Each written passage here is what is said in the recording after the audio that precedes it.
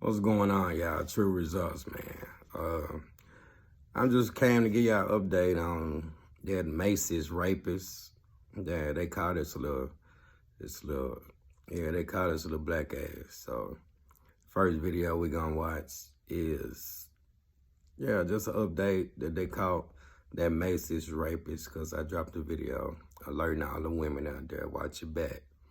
They jumping over stars in Macy's, so I had to do an update, let y'all know they caught his ass. The reason why I got a frown on my face, because my favorite uncle, you know, he been battling heart conditions for a minute, and they, you know, he had a pacemaker and stuff like that though. So just found out there ain't nothing they can do for him no more. So I'll probably be down for a few days because I got to make a trip back home to Louisiana, man. Say bye to my damn uncle, man. So, yeah, pray for me. And the second video we going to make, I mean, it's damn. See, my mind fucked up.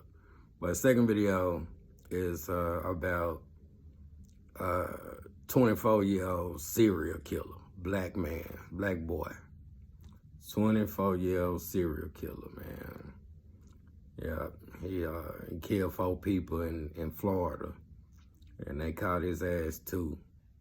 And this is a story that's just going on, so I'm gonna have to update that as I find out more, but we don't know.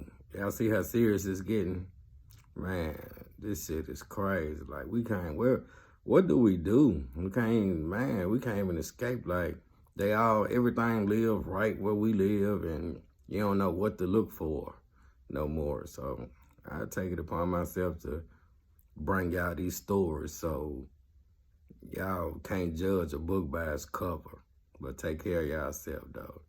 But y'all pray for me though, you know what I'm saying? And then my mama, my poor little precious mama, man, she battling, she got thyroid or something, so she losing weight. When I went over there today, I'm finna go give her, I think I'm finna take her to the emergency room or something though, you know what I'm saying?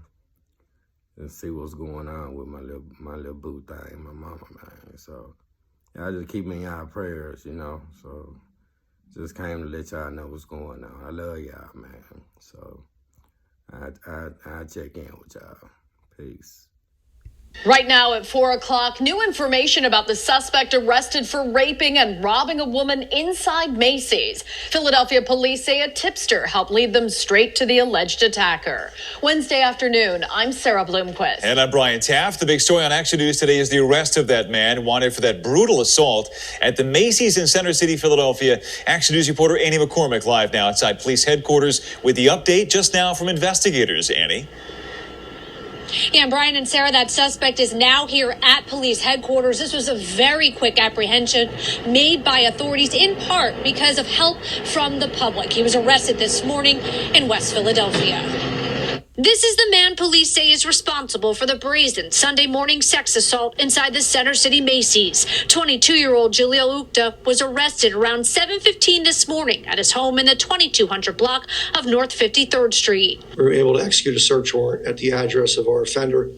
We took him into custody, and we also recovered all of the clothing, the detailed clothing that he was wearing during the assault, as well as one of the skewers that he still had in his possession.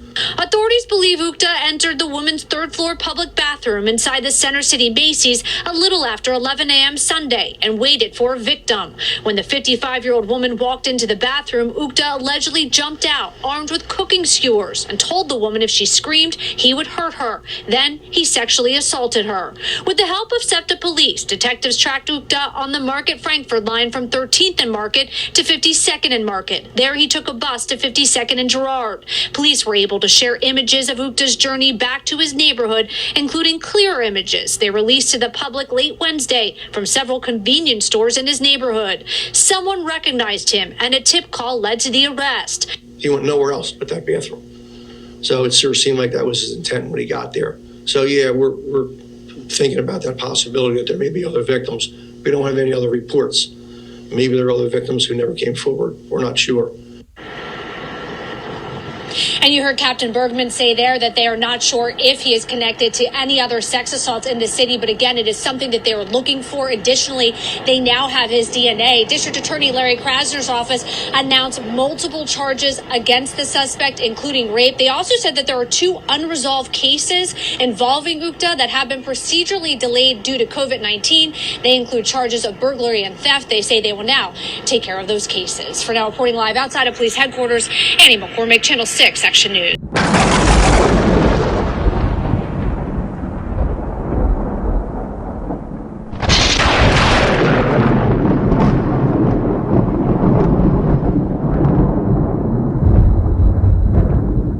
Well, Tampa police are holding a suspect this morning in the hunt for a suspected serial killer. Howell Emmanuel Donaldson, known as Trey, is charged with 4 counts of first-degree murder. And Webber Horkis is at the scene where Donaldson was found. And well, good morning.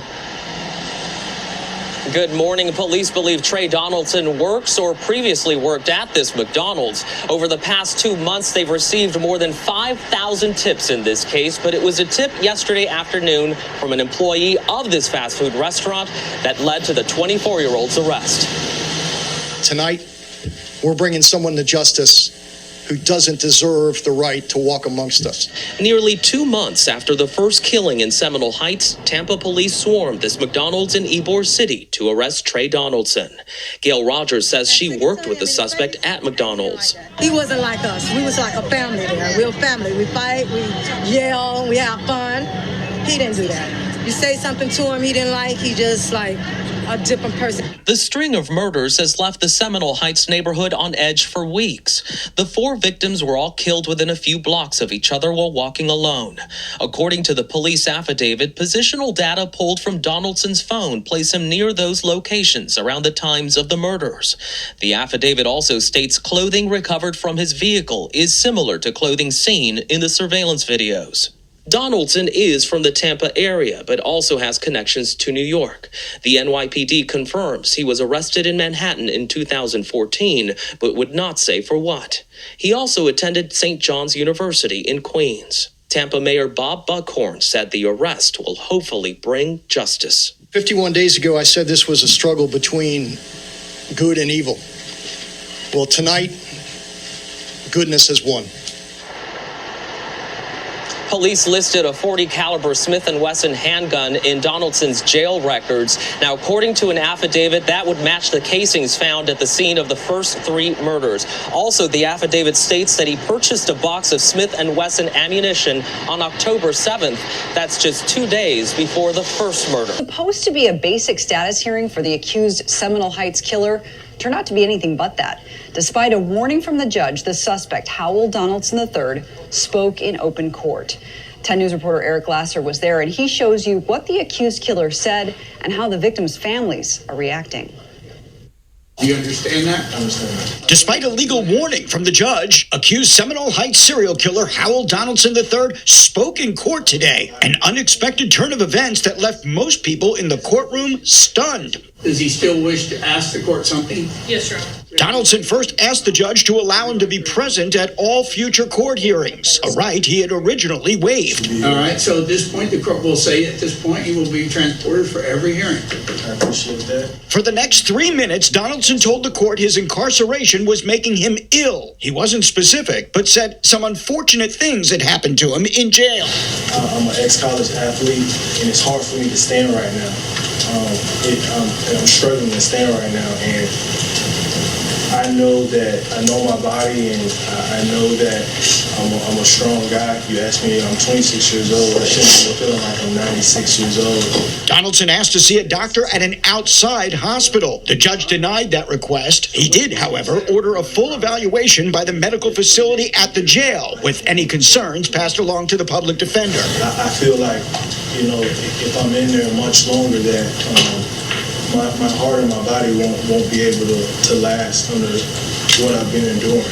He just personally didn't give a damn about nothing. Tina Felton, whose brother Ronnie was Donaldson's 4th alleged victim, says she could barely contain herself in court. If the man accused of killing her brother and 3 others was going to open his mouth, she would have preferred to hear something else. I thought, well, maybe he'll say he did it. I'm sorry or something.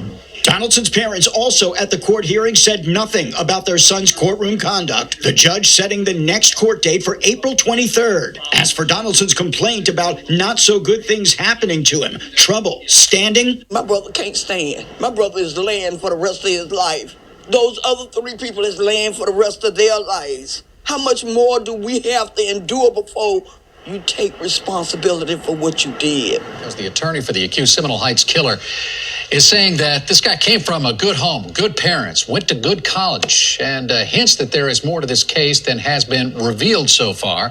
Attorney Ralph Fernandez is helping the parents of Howell Donaldson III in the wake of his arrest. There is much more to the picture. There's a factor here that it just completely, it changes the dynamics. And at some point in time that, will become public in the appropriate forum. Our hearts are heavy, as their hearts are heavy. Yes.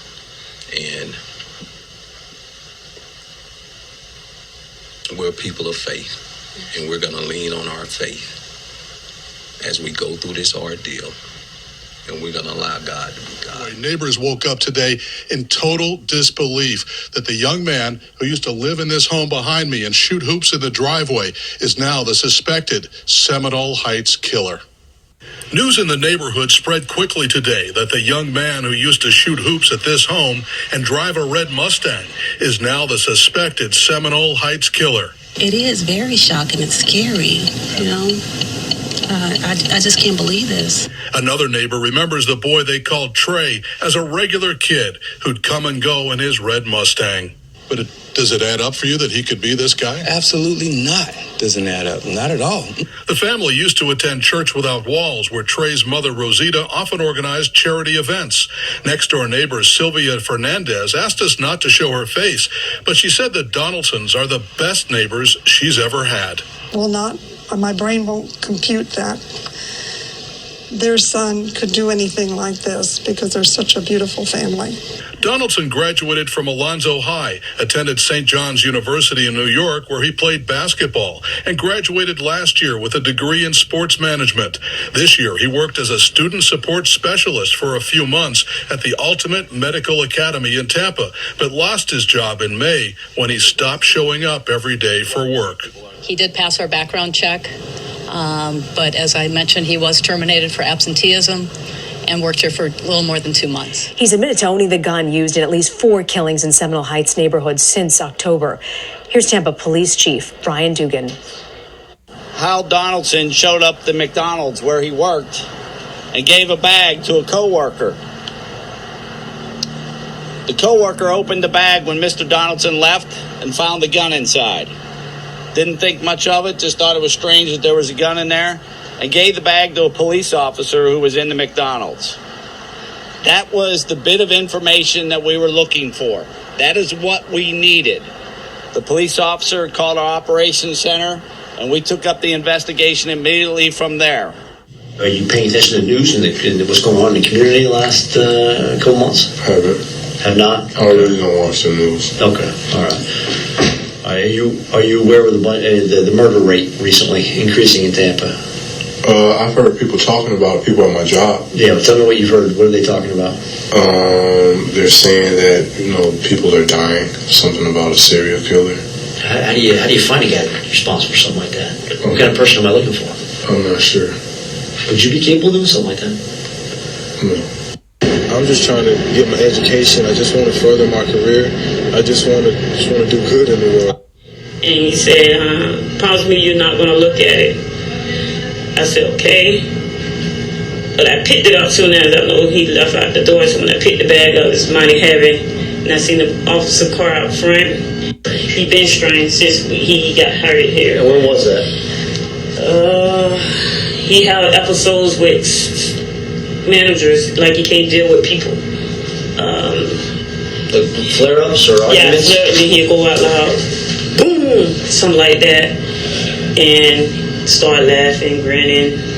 It's funny. They say that the suspect, Howell Donaldson, did admit to owning a gun, but then didn't really say more after that as far as a motive or as far as why he allegedly targeted this area of Tampa known as Seminole. Could there be more than one suspect in the Seminole Heights serial killings? After hours of audio was released of witness interviews, we learned that one witness told police he saw more than one man, which could literally change everything. Brightside's Jenny Dean is live in Seminole Heights this morning, near where the fourth and final victim, Ronald Felton, was killed, with this newly released information. Jenny, so far, what do we know here? Well, Rob, all of that information, of course, released by the state's attorney's office yesterday as discovery. We'll get to that audio recording in a moment, but I do want to say that Tampa police have always maintained that there is only one suspect in this case, and that is Howell Trey Donaldson III. So let's come back out here. I want to take you back to the morning of November 14th, just before 5 a.m. It was dark out, and there was a man named Robbie Clark. He told police he was inside this laundromat. He came out here to grab some change, and that's when he heard shots fired just down the way. So let me give you a little perspective, okay? I want to bring you over this way. Police say that Felton's body was found just down the road there. And just so you can see, if you can see that brightly lit sign, Felton's body was found in the middle of the street there. So that's sort of the distance we're talking about Robbie Clark seeing from the laundromat to that area. And when we want to remember now that it was dark, but Clark did sound confident. I've listened to these recordings when he maintained to police that he described what he saw and what he heard that morning. And then when I heard the shot, I looked that way and I seen 3 black dudes dressed in black. I don't know where the man was sitting, but I guess they shot him, they knocked him down. And I didn't see the other shot. I heard the first shot. That got my attention. And I ducked and I looked up. Bang, bang, bang. They shot 5 times. I'm pretty sure they shot 5 times. And they ran on the rack that way, ran north. Now, in Robbie Clark's statement to police, he was only able to describe one of the suspects. He said he was tall and he was slim. As far as the other 2 people that he saw with that suspect, he could only describe them as being short. Now, several times, Clark did reference in that recording how far away he was from the incident. And as I mentioned, you can see where that brightly colored sign is. That's sort of the area. It's about a block away from here. But he sounded very confident when he told police there were 3 men that ran away from the scene. Tonight, search warrants revealing once confidential clues. Donaldson visited this South Tampa home more than a dozen times, including the night police say he shot and killed 60-year-old Ronald Felton. That is absolutely incredible. I mean, to have lived so close to somebody that could do things like that, that is just flabbergasting. The woman Donaldson stayed with told police he left in the middle of the night. Phone records show 3 outgoing calls with her within 30 minutes of the November 14th homicide. Home surveillance gave the community a shadowy glimpse at the accused killer. Our film that we provided was definitely instrumental. Patrick Holliday's cameras captured those critical visuals, replayed thousands of times. Turns out a witness driving on Nebraska Avenue just 6 minutes before Felton's death saw a tall, slender male saying his walk, quote, looked like the video that the news has been showing. I'm really glad we were able to capture that video. The focus, I can tell you, of what's happening is centered on this red Mustang. Late November, police discovered those clothes seen in that video in Donaldson's red Mustang. A night the terror came to an end. Jail logs recently obtained by ABC Action News detail a diary of Donaldson's daily behavior behind bars in the 21 days after he was arrested and put on suicide watch. Many times he refuses to shower, refuses to eat. Then December 5th, he's up talking to staff. Other times he's seen talking to himself and smiling, shooting toilet paper balls into the toilet from his bunk, playing with the intercom, trying to unscrew it. Tampa psychologist Dr. Nydia Conrad has interviewed dozens of accused killers in jail during her career. She examined Donaldson's logs. A lot of his behaviors are indicative of someone who just doesn't have a lot of stimulation, is pretty much sitting there by himself waiting the time out. At one point, Donaldson is moved to another cell because of another inmate calling him the Seminole Heights killer. He asks about when the medical team will visit him, says he would like to call his mom. His demeanor on most days described as calm. The logs show he's a religious man with 5 tattoos, including one of Jesus and of praying hands. On multiple occasions, he's observed praying over his bed, but he also engages the deputies, asking this random question: if anyone on the force has a criminal record, and asking how long his case will take. As the days turn into weeks, he's increasingly inactive, mostly sleeping. Overall, it's looking like he's acting like somebody who is probably depressed, isolating himself, tired. Not necessarily an indicator of remorse or anything like that, but just in general adjusting to being locked up. We also looked into his visitation logs, and most of his visits are with his attorney, but on December 19th, his mother paid him a visit. Hal Donaldson III tonight is in regular confinement.